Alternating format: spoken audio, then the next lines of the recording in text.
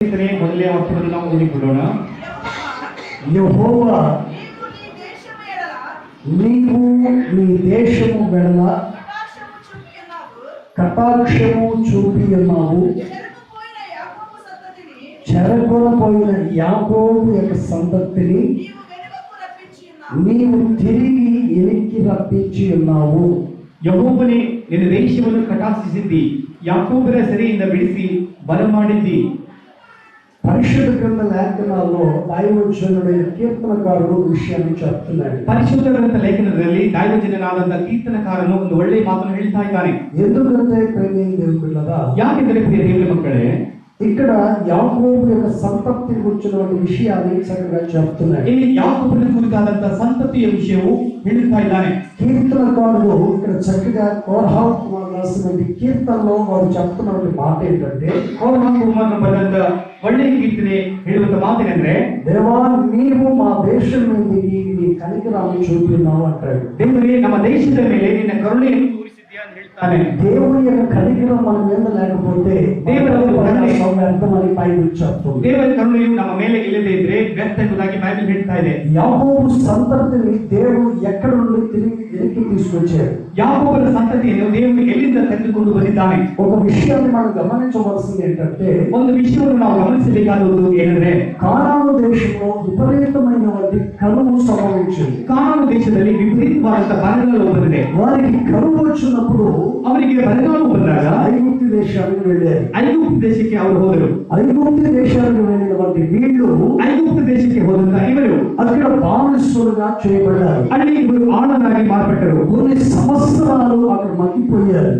ಕೆಲವು ವರ್ಷ ಅವರು ಅಲ್ಲಿ ಇದ್ದರು. అటువంటి భయంకరమైనటువంటి పరిస్థితుల్లో ఉన్నప్పుడు ಅಂತಹ ಭಯಂಕರವಾದಂತಹ ಪರಿಸ್ಥಿತಿಯಲ್ಲಿ ಇವರು ఇశ్రాయేలు ప్రజలు దేవుని కొరకు కనిపెట్టుకొని ప్రార్థన చేశారు. ಇಸ್ರಾಯೇಲ್ ಪ್ರಜೆಗಳು ದೇವರಿಗಾಗಿ ಕಾದುಕೊಂಡು ಪ್ರಾರ್ಥನೆ ಮಾಡ್ತಾ ఆ ಇದ್ದಾರೆ. దేశంలో భయంకరమైనటువంటి పరిస్థితిని మీరు అనుభవిస్తూ ఉన్నారు. ಆ ದೇಶದಲ್ಲಿರುವಂತಹ ಭಯಂಕರವಾದಂತಹ ಪರಿಸ್ಥಿತಿ ಇವರು ಅನುಭವಿಸುತ್ತಿದ್ದಾರೆ. అప్పుడు దేవుడైన యెహోవా దైవజనుడు మోషేను లేపాడు. దేవుడు ಆಗ ದೇವರಾದಂತಹ ಯೆಹೋವನು ದೈವಜನನಾದಂತಹ ಮೋಶೆಯನ್ನು ಆರಿಸಿಕೊಂಡನು. ఎప్పుడైతే మోషేను దేవుడు లేపాడో, ಯಾವಾಗ ಮೋಶೆಯನ್ನು ದೇವರು ಆರಿಸಿಕೊಂಡನೋ, దేవుడు మోషేతో చెప్పినటువంటి మాటలు బట్టి ఐగుప్తుకి వెళ్ళాడు. ದೇವರು ಮೋಶೆಗೆ ಹೇಳಿದಂತ ಮಾತಿನ ಮೇರೆಗೆ ಮೋಶೆ ಐಗುಪ್ತಿಗೆ ಹೋದನು. ఐగుప్తులో ఉన్న ప్రజలు నిరీక్షణ కలిగి కనిపెట్టుకొని జీవించారు. ಐಗುಪ್ತಿಯಲ್ಲಿರುವ ಪ್ರಜೆಗಳು ನಿರೀಕ್ಷೆಯಿಂದ ಕಾದುಕೊಂಡಿದ್ದಾರೆ. అప్పుడు దేవుడు మోషేతో మాట్లాడినటువంటి మాటలు ಆಗ ದೇವರು ಮೋಶೆಯೊಂದಿಗೆ ಮಾತನಾಡಿದ ಮಾತುಗಳನ್ನು మాట్లాడి ಫರೋಹನೊಂದಿಗೆ ಮಾತನಾಡಿ ఇశ్రాయేలు ప్రజలను ఐగుప్తు బానిసల నుండి వారిని విడుదల కలుగు చేశారు. ಇಸ್ರಾಯೇಲ್ ಪ್ರಜೆಗಳನ್ನು ಐಗುಪ್ತ ಬಾನಿಸತ್ವದಿಂದ ಬಿಡುಗಡೆ ಮಾಡಿದನು. చూడండి, ఇక్కడ దేవుని యొక్క వాక్యం సెలవిస్తుంది. ಈ ದೇವರ ವಾಕ್ಯವು ಹೇಳುತ್ತಾ ಇದೆ, యాకోబు సంతతి శరలోని కొనపోయబడి ಯಾಕೋಬನ ಸಂತತಿಯು ಸೆರೆಯಿಂದ ಬೆಳೆಸಲಿ 400 సంవత్సరాల్లో బ్రతికారు. ಅವರು 400 ವರ್ಷ ಅಲ್ಲಿ ಜೀವನವನ್ನು ಸಾಗಿಸಿದರು. అయితే ఇక్కడ నుంచి విడిపించువాడు ఎవరు కనపడలేదు. ಆದರೆ ಅಲ್ಲಿಂದ ಬಿಡಿಸುವಂತವರು ಅವರಿಗೆ ಯಾರು ಕಾಣಲಿಲ್ಲ. కానీ దేవుడు మోషేను లేపి ಆದರೆ ದೇವರು ಮೋಶೆಯನ್ನು ఐగుప్తు బానిసల నుండి వారిని విడిపించినట్లు మనం చూస్తాం. ಐಗುಪ್ತಿನ ಬಾನಿಸತ್ವದಿಂದ ಅವರನ್ನು ಬಿಡಿಸಿದ ಹಾಗೆ ನಾವು ನೋಡುತ್ತೇವೆ. అందుకే పరిశుద్ధ గ్రంథ లేఖనాల్లో ఈ మాటలు చెబుతున్నాయి. ಅದಕ್ಕಾಗಿ ಪರಿಶುದ್ಧ ಗ್ರಂಥ ಲೇಖನದಲ್ಲಿ ಈ ಮಾತು ಕಂಡುಬರುತ್ತದೆ. యెహోషువ వార్త 8వ వచనంలో ఒక మాట అంటున్నాడు. ಯೋಹಾನನ ಬರೆದ ಸುವಾರ್ತೆ 8ನೇ ಅಧ್ಯಾಯ 8వ వచనంలో ఒక మాట అంటున్నాడు. 8ನೇ ಅಧ್ಯಾಯ 11ನೇ ವಚನದಲ್ಲಿ ಒಂದು ಮಾತು. ఈ 31వ వచనంలో ఏమంటున్నాడో త్వరగా చదవాలి. ಈ 31ನೇ వచನದಲ್ಲಿ ಏನು ಹೇಳ್ತಾರೆ ಅದನ್ನು ಬೇಗ ಓದಬೇಕು. మరియు జనసమూహంలో అనేకులు ఆయన యందు విశ్వాసం ఉంచి క్రీస్తు వచ్చినప్పుడు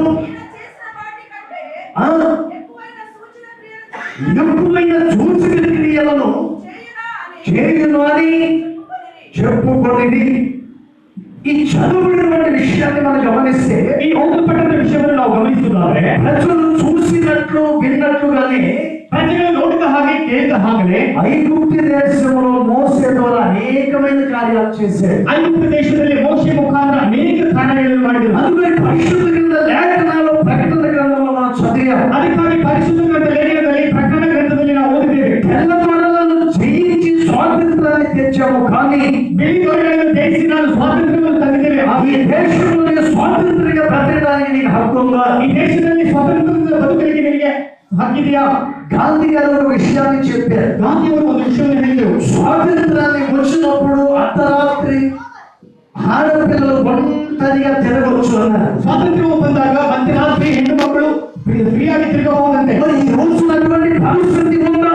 ಈ ದಿನ ಅಂತಹ ಪರಿಸ್ಥಿತಿ ಇದೆಯಾ? అటువంటి పరిస్థితి లేదు. ಅಂತಹ ಪರಿಸ್ಥಿತಿ ಇಲ್ಲ. బయటికి వెళ్ళినటువంటి వాడు క్షేమంగా తిరిగి ఇంటికి వస్తాడనే పరిస్థితి ఈ రోజు లేదు. ಹೊರಗೆ ಹೋದಂತವರು ಸುರಕ್ಷಿತೆಯಿಂದ ಮನೆಗೆ ಬರುತ್ತಾರೆ ಎಂಬ ವಿಷಯ ಇಲ್ಲ. మనకి అధికారులు ఉన్నారు, ನಮಗೆ ಅಧಿಕಾರಿಗಳಿದ್ದಾರೆ, పోలీస్ బలగాలు ఉన్నారు, ಪೊಲೀಸರಿದ್ದಾರೆ, అనేక మంది ఉన్నా ನಮಗೆ ಅನೇಕರು ಇದ್ದರೂ ಕೂಡ అర్ధరాత్రి ఆడ మనిషికి ఒంటరిగా తిరుగుతున్నటువంటి మాటలు ఉపయోగించారు కానీ తిరిగి హక్కు ఉందా లేదా?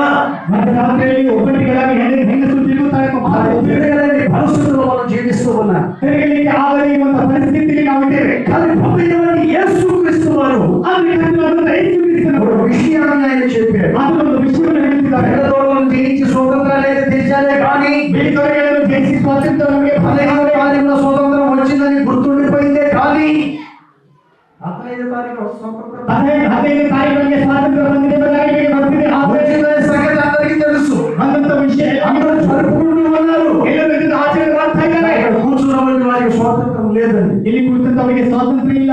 కానీ స్వాతంత్రం ఎప్పుడు వస్తుంది? ಸ್ವಾತಂತ್ರ್ಯ ಯಾವಾಗ ಬರುತ್ತದೆ?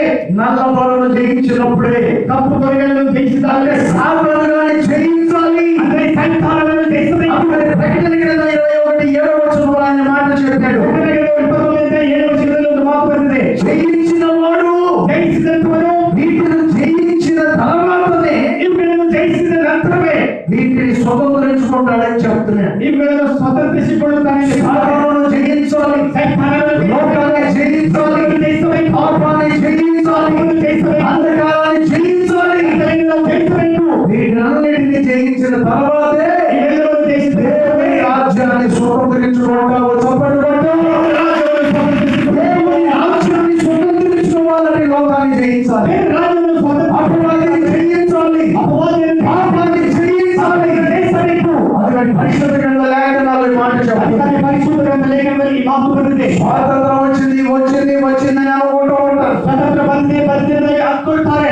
కానీ ఆ మాట మాత్రమే ఉండిపోయింది కానీ నీ జీవితంలో స్వాతంత్రం లేదు. ಆ ಮಾತ್ರ ಮಾತ್ರ ಹೇಳ್ತಾರೆ ಹೊರತು లోకానికి స్వతంత్రం ఉందో లేదో కానీ ಲೋಕಕ್ಕೆ ಸ್ವಾತಂತ್ರ್ಯ ಇದೆಯೋ ಇಲ್ಲವೋ క్రీస్తు రక్తములో తన పాపమును కడుగుకున్న ప్రతి వారికి స్వాతంత్రము నిత్యము దేవుడు ఇవ్వబోతున్నాడు. చెప్పండి. అందుకని దేవుడైన యెహోవా కీర్తన గ్రంథంలో ఈ మాటలు చెప్పాడు. యెహోవా నీవు నీ దేశము మీద నీవు కటాక్షమును చూపి ఉన్నావు. చెదిరిపోయినటువంటి యాకోబు సంతతిని తిరిగి నీవు స్వాతంత్రాన్ని అనుగ్రహించావని దేవుడు చక్కగా చెప్తున్నాడు. ఐగుప్తులో మగ్గిపోతున్న ప్రజలను మోసే ద్వారా దేవుడు విడుదల కలుగు చేసి ప్రవహించే దేశంలోని అడుగు పెట్టేటట్లు చేశాడు. దేవుడు వారి దేశంలోని వారిని నడిపించి గొప్ప స్వతంత్రాన్ని కలుగు చేశాడు. ಆ ದೇಶದಲ್ಲಿ ಅವರು ನಡೆಸಿ ಒಂದು ದೊಡ್ಡ ಸ್ವಾತಂತ್ರ್ಯವನ್ನು ಕೊಟ್ಟಿದ್ದಾರೆ. చూడండి ప్రియమైన దేవుడు కదా, ನೋಡಿ ದೇವರು ನಮಗೆ దేవుడు భూమి ఆకాశ లోకమంతను సృష్టించాడు. ಭೂಮಿ ಆಕಾಶ ಲೋಕವನ್ನೇ ಸೃಷ್ಟಿಸಿದನು. అంత సృష్టించిన తర్వాత ಎಲ್ಲವನ್ನು ಸೃಷ್ಟಿ ಮಾಡಿದ ನಂತರ ఆ మనిషిని సృష్టించి ಒಬ್ಬ ಮನುಷ್ಯನನ್ನು ಸೃಷ್ಟಿ ಮಾಡಿ అధికారాన్ని ఇచ్చి ಅಧಿಕಾರವನ್ನು ಕೊಟ್ಟು తోట మీద తనకు ఒక అధికారాన్ని ఇచ్చి ಅವನ ತೋಟದಲ್ಲಿ ಆತನಿಗೆ ಅಧಿಕಾರವನ್ನು తనకు ఒక స్వాతంత్రాన్ని ఇచ్చాడు. ಆತನಿಗೆ ಸ್ವಾತಂತ್ರ್ಯ ಕೊಟ್ಟರು. ఆదామును పిలిచి అంటున్నాడు, ఇదంతా నీకు అప్పగిస్తున్నాను, ಇದೆಲ್ಲವನ್ನು ನಿನಗೆ ಕೊಡ್ತಾ ಇದ್ದೇನೆ. సమస్తాన్ని పరిపాలించు, ಎಲ್ಲವನ್ನು ನೀನು ಆಳ್ವಿಕೆ ಮಾಡು. ఈ భూమి మీద ఉన్న సమస్త మందికి లోపడతాయి. ಈ ಭೂಮಿ ಮೇಲೆ ಪ್ರತಿಯೊಂದು ನಿನ್ನ ಮಾತು ఆయన అప్పగించి తనకి ఇస్తే ಎಂಬುದಾಗಿ ಹೇಳಿ ಆತನಿಗೆ ಕೊಟ್ಟರೆ ఆదాము ఏం చేశాడు? ಆದಾಮನು ಏನು ಮಾಡಿದನು? ఆజ్ఞను మీరి ಆಜ್ಞೆಯನ್ನು ಮೀರಿ అతిక్రమించి చేయకూడదన్న పని చేసి పాపాన్ని తెచ్చిపెట్టుకొని దేవుని సహవాసానికి దూరం అయిపోయాడు. ದೇವರ ಸಹವಾಸಕ್ಕೆ దేవుని సంఘానికి దూరం ದೇವರ అయిపోయాడు. ಸಭೆಗೆ ದೂರವಾದನು. దేవుని సన్నిధికి సహవాసానికి దూరం అయిపోయి ದೇವರ ಸನ್ನಿಧಿಗೆ ದೇವರ ಸಹವಾಸಕ್ಕೆ ದೂರವಾಗಿ పాపంలో పడిపోయాడు. ಪಾಪದಲ್ಲಿ ಬಿದ್ದು ಹೋದನು. ఇప్పుడు ఆదాముకు స్వతంత్రం ఉందా? ಈಗ ಆದಾಮನಿಗೆ ఇప్పుడు ఆయన స్వతంత్రుడిగా జీవించాడు. ಇಲ್ಲಿವರೆಗೂ ಸ್ವಾತಂತ್ರ್ಯವಾಗಿ ಜೀವಿಸಿದನು. జంతువులే గాని, పశువులే గాని, పాములే గాని, పురుగులే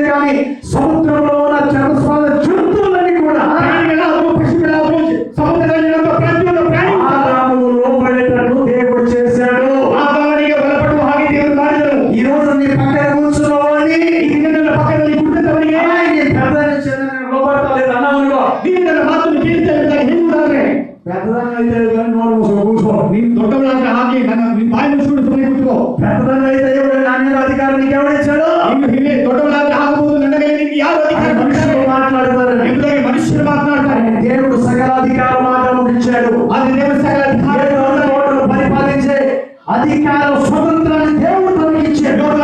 ಆಳ್ವಿಕೆ ಮಾಡುವಂತ ಸ್ವಾತಂತ್ರ್ಯ ಅಧಿಕಾರವನ್ನು ಕೊಟ್ಟಿದ್ದಾರೆ. ఆయన స్వతంత్రాన్ని అధికారాన్ని ಆ పోగొట్టుకున్నాడు. ಸ್ವಾತಂತ್ರ್ಯ ಅಧಿಕಾರವನ್ನು ಆತನು ಕಳೆದುಕೊಂಡನು. పోగొట్టుకున్న దేవుడు తనను విడిచిపెట్టలేదు. ಕಳೆದುಕೊಂಡ ದೇವರು ಆತನನ್ನು ಬಿಡಲಿಲ್ಲ. దేవుడు మరలా తనను కనికరించి ದೇವರು ಮತ್ತೆ ಆತನನ್ನು తన ಕರುಣಿಸಿ కొడుకు లోకానికి వచ్చి ಆತನಿಗಾಗಿ ಈ ಲೋಕದಲ್ಲಿ ಬಂದು ఆయన కొడుకు రక్తాన్ని కార్చి ಆತನಿಗಾಗಿ ತನ್ನ ರಕ್ತವನ್ನು శిలువను మరణించి ಶಿಲುಬೆಯ ಮರಣವನ್ನು ಮರಣಿಸಿ నీవు స్వతంత్రుడిగా బ్రతుకుతున్న దేవుడికి అధికారాన్ని ఇచ్చాడు. ಅಧಿಕಾರವನ್ನು ಸಾಧಿಸುತ್ತೆ. అటువంటి అధికారాన్ని ఈ రోజు నువ్వు దుర్వినియోగం చేస్తున్నావా?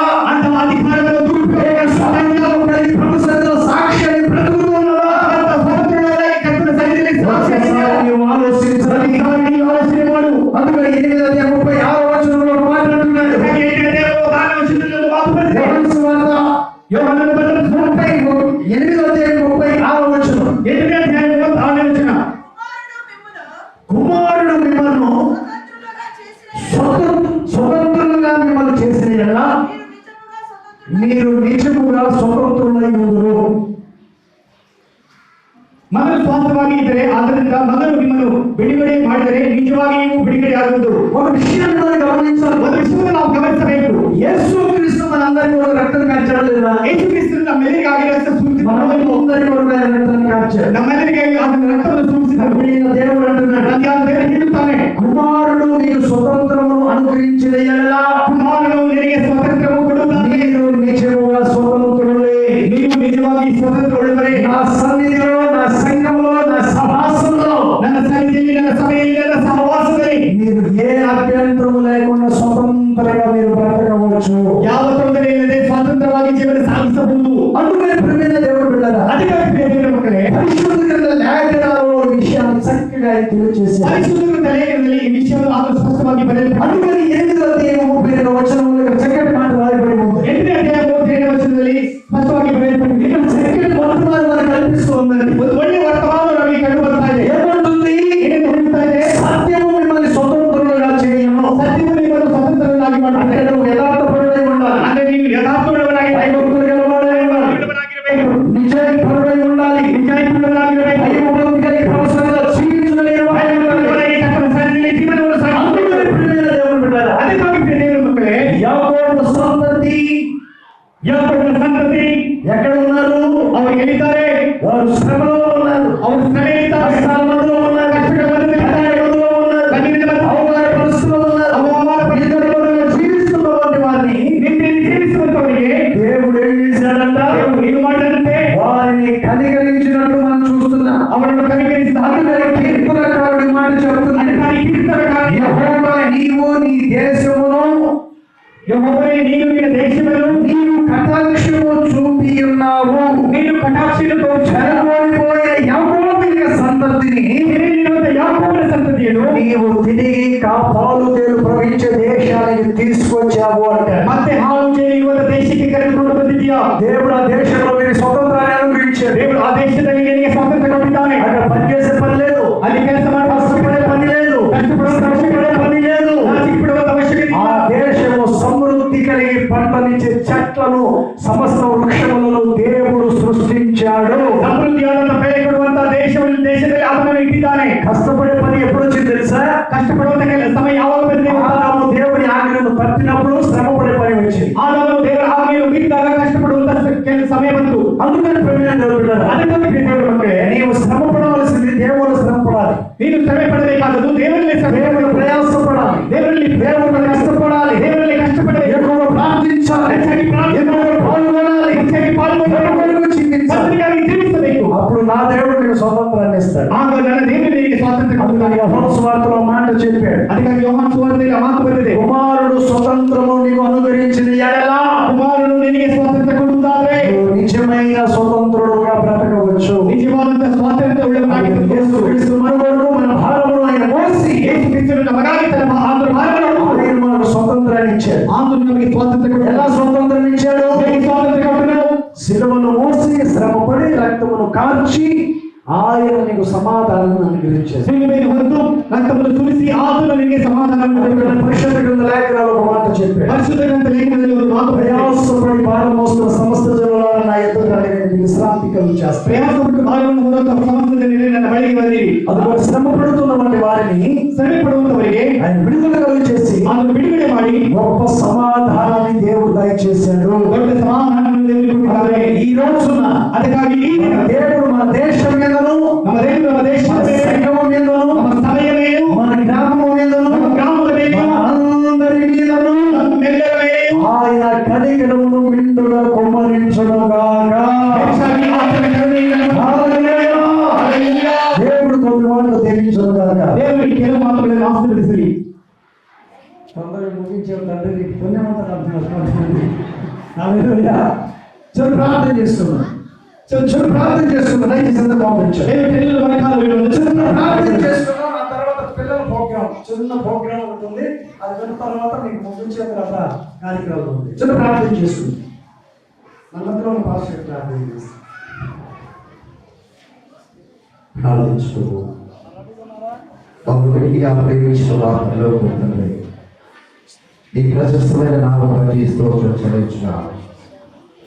ఉదయకాలము మీ ప్రభావి మధ్యాహ్న సమయము కూడా మీరు ఇచ్చినటువంటి స్వాతంత్రమైన దాన్ని మేము కనుగొని అనుభవించి నీవు ప్రభా స్థిరంగా ఉండడానికి మాకు అవకాశం ఇచ్చినందుకే నీకు స్తోత్రం.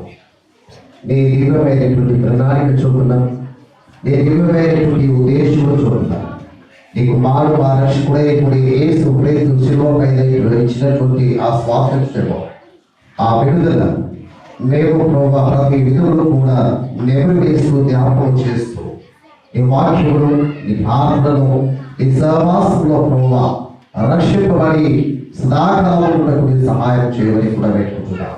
ప్రభా ఇంతవరకు కూడా నీ ప్రస్తుతమై జరిగినటువంటి ప్రతి కార్యంలో ప్రార్థనలో మా అందరినీ కూడా నడిపించి ఉన్నాం.